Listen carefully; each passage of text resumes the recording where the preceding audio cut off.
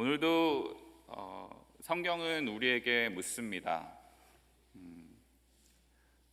누가 하시는 말씀인가? 그렇죠? 누구의 관점으로 저희가 이 말씀을 바라볼 것인가? 저희가 질문해 봐야 하고 꼭 그 해답을 갖고 말씀을 바라봐야 할 것입니다. 항상 관점은 누구의 관점이냐 하면 말씀하신 분의 관점이겠죠. 오늘도 말씀을 통해서 하나님의 마음이 느껴지시는 베델 성도님 되시길 축원합니다. 오늘 말씀은 1절에서 이미 명백하게 누가 하신 말씀인지 명시하고 있습니다. 여호와께로부터 예레미야에게 말씀이 임하니라. 말씀이 임했습니다. 말씀이 임했다는 얘기는 하나님의 뜻이 이제 펼쳐진다는 것입니다. 그런데 그때 마침 예레미야를 찾아온 이들이 있었습니다. 시드기야 왕이 보낸 두 사람인데요, 바술과 스바냐였습니다. 여기에서 일컫는 스바냐는 저희가 잘 아는 그 선지자가 아닙니다. 그들이 무슨 연고로 찾아왔는지는 저희가 2절에서 알 수 있습니다. 청컨대 무엇인가 청하러 왔습니다.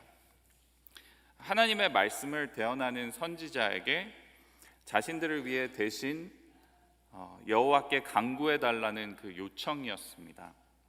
왜냐하면 현재 그들이 처한 상황이 매우 안 좋았기 때문인데, 성 밖에 바벨론, 정말 그 시대 가장 강한 세력이죠. 바벨론 느부갓네살 왕이 그들을 치러 온 것입니다.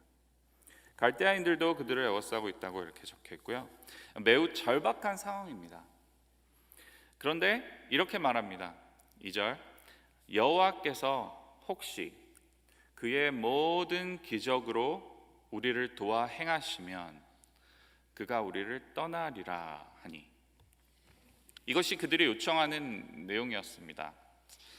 그런데 왜 혹시라는 말을 했을까요? 혹시. 이런 표현은 확실하지 않을 때 씁니다.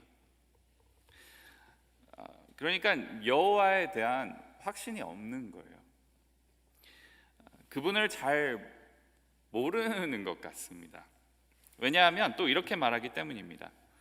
그의 모든 기적으로 우리를 도와 행하시면. 왜 모든 기적이어야 하는 걸까요? 그만큼 그들이 바라볼 때, 그들이 판단할 때 성 앞에 그 서 있는 왕과 느부갓네살 왕과 그 세력이 너무 어마어마하니까 그들이 보기에 하나님의 모든 기적이 다 필요할 거라고 생각하는 것입니다. 이런 말은 누가 하는 것일까요? 성경에서 많이 본 말투입니다. 이방인 왕들이 이런 말들을 많이 했었어요. 하나님을 잘 모르는 사람들이 하는 말투입니다. 하나님이 어떤 분이신지 잘 모르겠고 느껴지지 못하는 사람들이 하나님을 대하는 그 방법과 그 자세, 어떤 청탁을 하는가 보면 저희가 알 수 있습니다. 누군가에게서 제가 요청을 받을 때가 있습니다.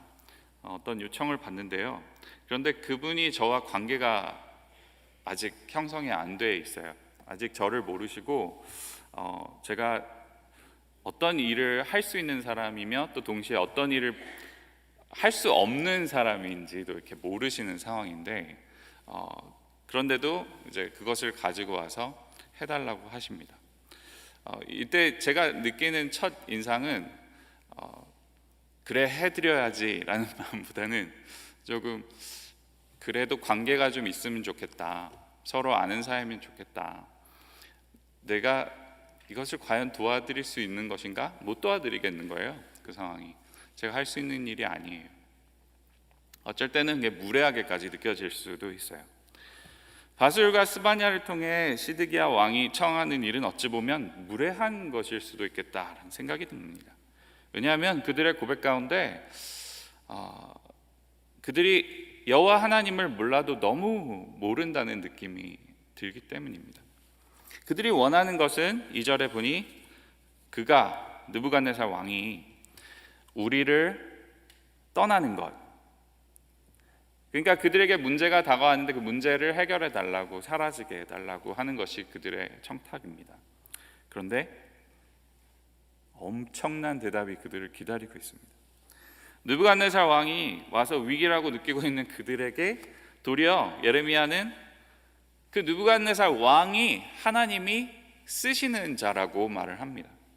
오늘 본문 말씀에는 나오지 않지만 이제 차후에 나올 25장에 보면 하나님은 느부갓네살 왕을 가리켜 내 종이라고 부르십니다. 내 종. 그가 의로운 왕이라서 그렇게 말씀하시는 것이 전혀 아니고요. 역사적으로 하나님이 그를 통해서 하실 일이 있으셨다는 것입니다. 그래서 종처럼 이렇게 부리셨다는 거죠.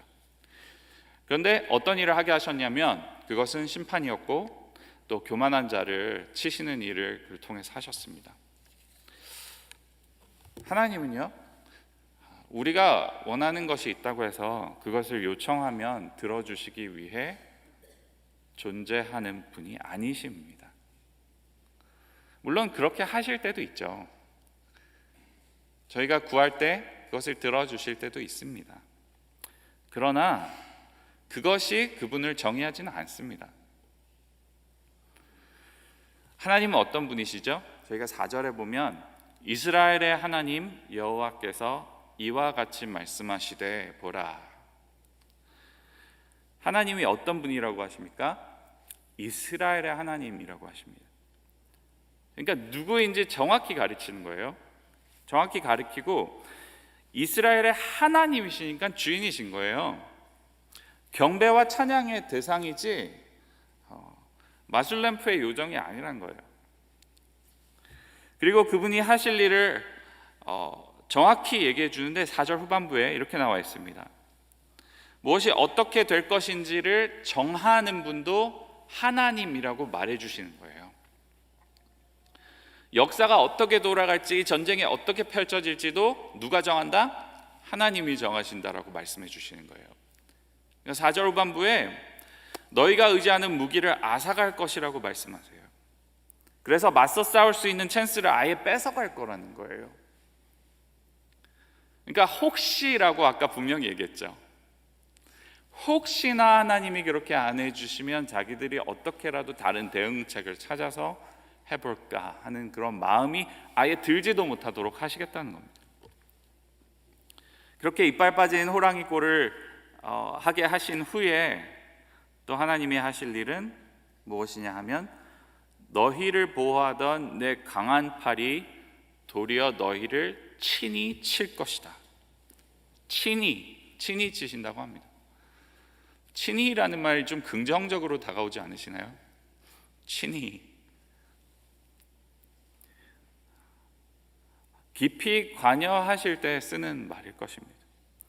어떻게 치실지 더 자세히 설명이 나오는데 무기가 없으니 지금 당할 대로 당할 것이고, 두 번째로 거기에 엎친 데 덮친 격으로 6절에 보면 큰 전염병이 돌아서 사람도 죽고 짐승도 죽고, 그 후에 7절 기근까지 있을 것이라고 말씀하십니다.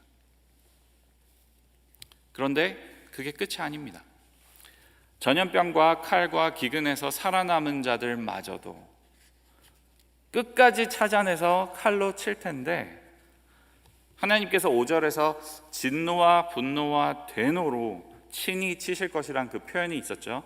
그 표현처럼 그들도 느부갓네살 왕과 이 예루살렘의 그 원수들이 와가지고 측은히 여기지 아니하며 긍휼히 여기지 아니하며 불쌍히 여기지 아니하리라고 말씀하시는 거예요. 와서 그냥 끝장을 보겠다는 거죠. 왜 이렇게 말씀하실까요? 왜 이렇게 말씀을 하셨을까요? 전혀 mercy, 자비가 없어 보입니다. 전혀 하나님께서 자비를 보이실 그런 기미가 보이질 않습니다. 왜 이렇게까지나 말씀하시는 걸까요? 말씀하시는 걸까요? 말씀입니다. 말씀이에요. 아직 말씀이에요. 경고인 것입니다. 하나님의 마음은 하나님 말씀 가운데 드러나는 것입니다. 지금 말씀하시면서 하나님께서는 내 마음이 이래 지금 보여주고 계신 거예요. 만약 하나님의 마음이 그러하지도 않으셨어요. 그냥 너무나 귀찮았어요. 그냥 그들은 그냥 쓸어버려야겠다 하시면 이런 말씀을 하실 필요도 없어요. 그냥 행동으로 옮기셨으면 됐어요. 그런데 이렇게 일일이 구구절절 예레미야 선지자를 통해서 말씀을 해주시는데요, 이 하나님의 마음이 말씀 가운데 드러나는데, 이 하나님의 마음은 어떠한 마음입니까? 그들을 사랑하시기 때문에 참고 인내하고 끝까지 다가가시는 하나님이신데, 그것을 이 말씀을 대언하는 예레미야 선지자를 통해서 또 보여주세요. 그 선지자의 그 성품과 그 모습을 통해서 또 하나님의 그 마음을 펼쳐 보여주시는 거죠. 예레미야 선지자는요, 정말 대단한 선지자였습니다. 뭔가 큰 일을 했다고 무슨 기적을 많이 행했다고 이렇게 대단한 선지자라기보다는, 그와 반대로 이 예레미야 선지자의 별명은 눈물의 선지자입니다. 사도 바울도 그를 모델로 삼을 정도로 그의 사역을 인정했어요. 근데 예레미야는 뭐로 유명하냐면 그는 오래 참는 걸로 유명합니다.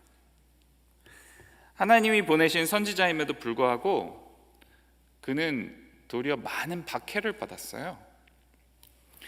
그래도 그는 성실히 사역했고 포기하지 않았습니다. 도리어 포기한 것은 하나님께서 결혼하지 못하게 하셔서 육신의 정욕을 포기했어요. 고달픈 인생을 살았지만 그는 끝까지 소명을 다하는 것에 충실했어요. 근데 제일 힘든 게 뭐였냐면, 선지자니까 이제 말씀을 전하는 거예요. 메시지를 전하는 거예요. 근데 그의 메시지를 아무도 안 들어주는 거예요. 그가 전하는 메시지가 받아들여지지 않는 겁니다. 예레미야서 전체에서, 그 긴 이 책 전체에서 그의 메시지에 호의적으로 반응하는 경우가 딱 2번 나옵니다. 2번. 2사람이 했어요. 2사람이 호의적으로 반응했어요. 그 외에는 이 긴 책에서 모두가 그를 거부합니다. 도리어 그를 해칠 음모를 꾸미고요, 그리고 괴롭힙니다.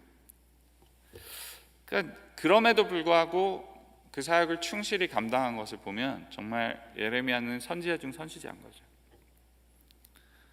왜냐하면 뭘 대단한 걸 했다기보다는 그를 통해서 그가 섬기는 하나님 어떤 분이신지 드러났기 때문입니다. 저희에게도 어찌 보면 이런 역할이 주어졌어요. 저희를 통해 우리의 주인이신 하나님이, 그리고 우리의 주이신 예수 그리스도가 드러나는 배들 성도님 되시길 축원합니다.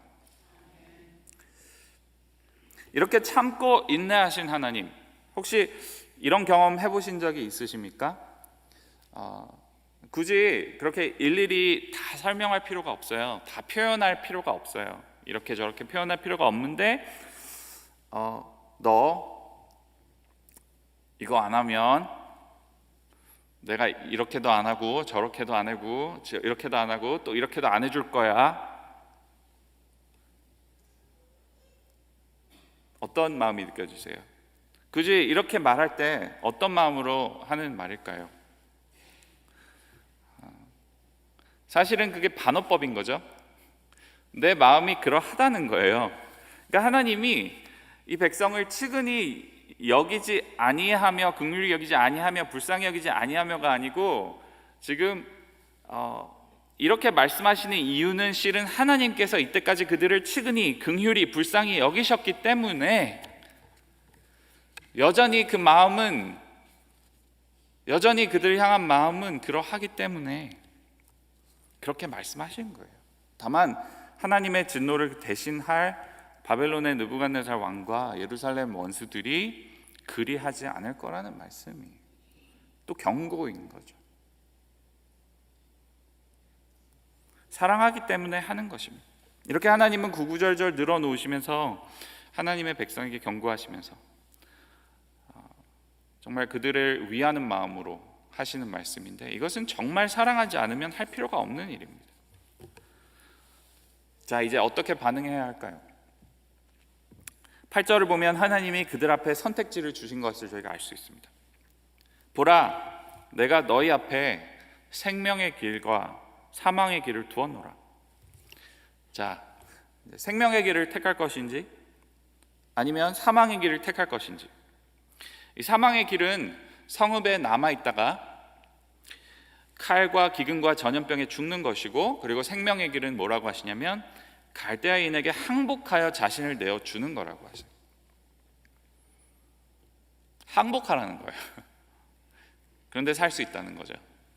그렇게 항복하면 살 건데, 그런데 그 산다고 해서 너희가 지금처럼 이렇게 살 수 있는 것이 아니라 너의 목숨은 전리품같이 될 것이다 라고 말씀하세요. 전리품은 전쟁을 하고 쟁취하는 그런 것들을 전리품이라 그러죠. 그러니까 한마디로 그들이 전쟁으로 인한 노예가 된다는 것이죠.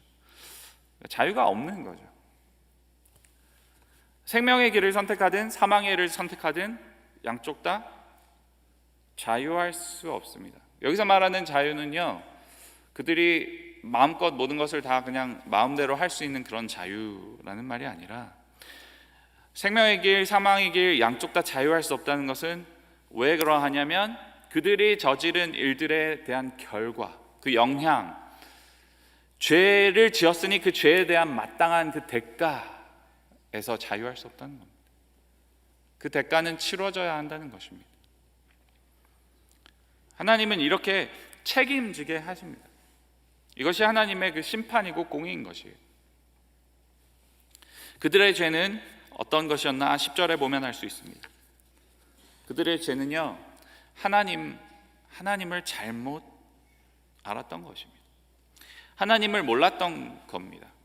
잘못 아는 것. 그러니까 하나님과의 관계가 깨어져 있던 것입니다. 이 모든 것이 교만으로 인해서 하나님을 대치해 버린 그 무언가의 우상이 있었기 때문에, 그러나 나 자신도 그 우상이 될 수 있는 것입니다. 그 우상 숭배로 인해서 하나님과의 관계가 다 깨져 있는데, 그래서 하나님께서 하나님의 얼굴을 우리에게 비추셨을 때 하나님과의 관계 속에서는 그것 자체가 복이었는데, 그렇죠? 복이었는데 그것을 무시하고 그냥 모르고 살다가 이제 하나님이 이렇게까지 말씀하시게 된 거예요. 내가 나의 얼굴을 이 성읍으로 향함은 복을 내리기 위함이 아니요. 원래는 그러한 것인데 지금 이제는 때가 왔다는 거예요. 화를 내리기 위함이다. 그래서 하나님은 그들이 자신의 자랑이라 생각했던, 자신의 그 아이덴티티라고 생각했던 그들의 성읍을 바벨론 왕에게 넘기게 된다고 말씀하세요. 그리고 그는 이 성읍을 불사를 것이라고 또 말씀하십니다. 하나님께서 하시는 일은 무엇입니까?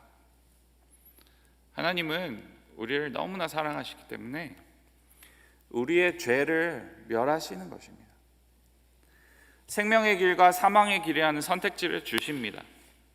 그러나 생명의 길로 가기 위해서는 이 사망의 길이 해결돼야 합니다.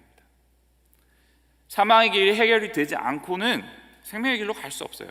온전한 생명을 누리기 위해서는 이 죽음이란 것이 해결돼야 하는 것입니다. 그들의 목숨이 이 전리품처럼 되어서 트로피 취급을 받는 그런 포로가 되어서 끌려가겠지만, 하나님께는 이 백성들이 정말 자랑스러운 영광의 그 트로피 같은 존재이기 때문에 하나님은 그들을 포기하지 않으시는 거예요. 정말 그들을 사랑하시기 때문에 그들을 포기하지 않으시는 것입니다. 그렇기 때문에 그들을 연단의 길로 이끌어 가십니다. 바벨론 포로가 되는 것, 그 대장정으로 이끌어 가시는 것. 이것은 그들을 사랑하시기 때문에 교만한 채로 두시지 않으시고 계속해서 하나님과 그 깨진 관계 속에 있게 하지 않으시고 연단의 길로 가게 하시는 것. 이것은 정말 하나님의 사랑입니다. 부모가 되신 분들은 자녀를 키우면서 많이 경험하실 것입니다. 아이들을 이렇게 혼내야 하는 상황에 왔을 때 그것이 내 그 화를 참지 못해서 하는 것이 아니라 실제로 정말 그 자녀에게 잘 되기 위해서, 그 자녀가 계속해서 그 길로 가면 계속 뜨거운 걸 만지려고 하면 어떤 일이 벌어질지 알기 때문에 그를 보호하려고, 잘 얘기하려고 이렇게 혼내야 하는 상황이 왔을 때 그것이 사랑으로 하는 것이라는 걸 잘 아실 것입니다. 일본에는 이런 그 기술이 하나 있습니다. 도자기가 깨어지면 그 도자기를 버리지 아니하고요. 혹시 사진 좀 띄워주실 수 있나요?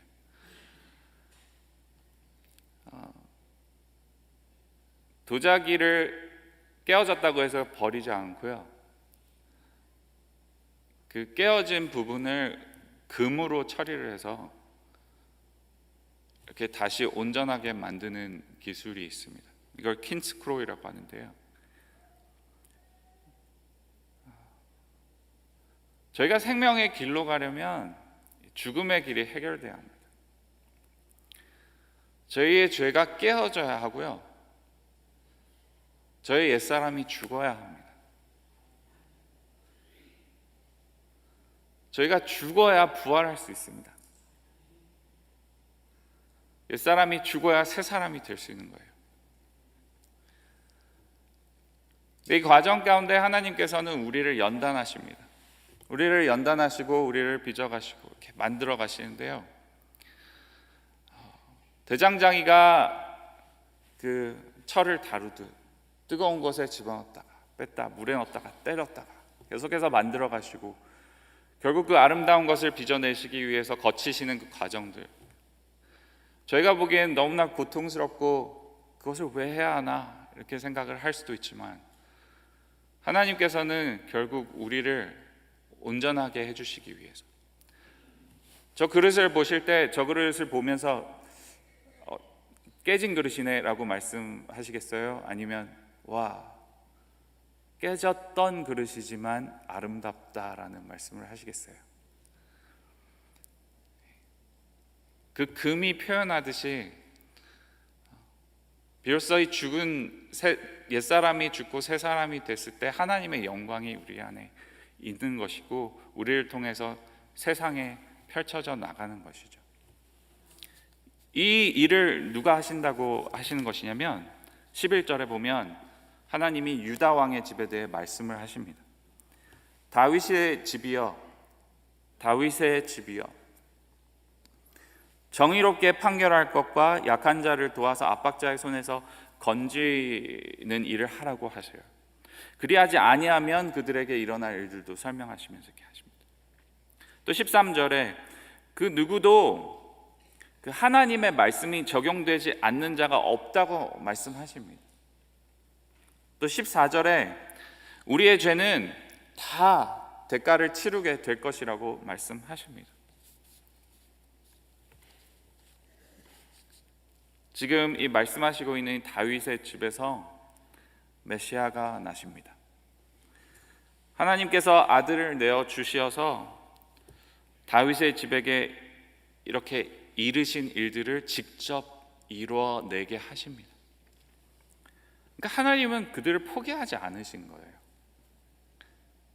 그들을 포기하지 않으신 거예요. 도리어 자신을 내어주실 만큼 하나님은 우리를 사랑하기 위해 다 소모하시는 것입니다.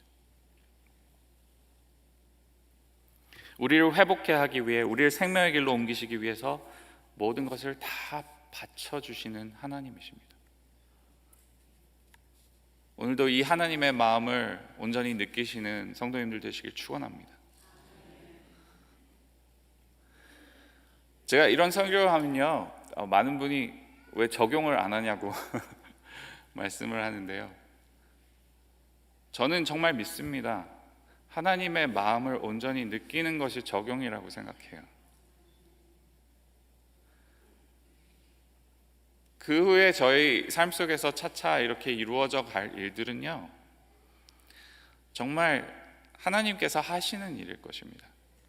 그분의 마음을 느끼고 그분과의 관계 속에 있고 정말 그 사랑을 듬뿍 받고 어떤 연단을 거쳐 가더라도 정말 하나님을 의지하고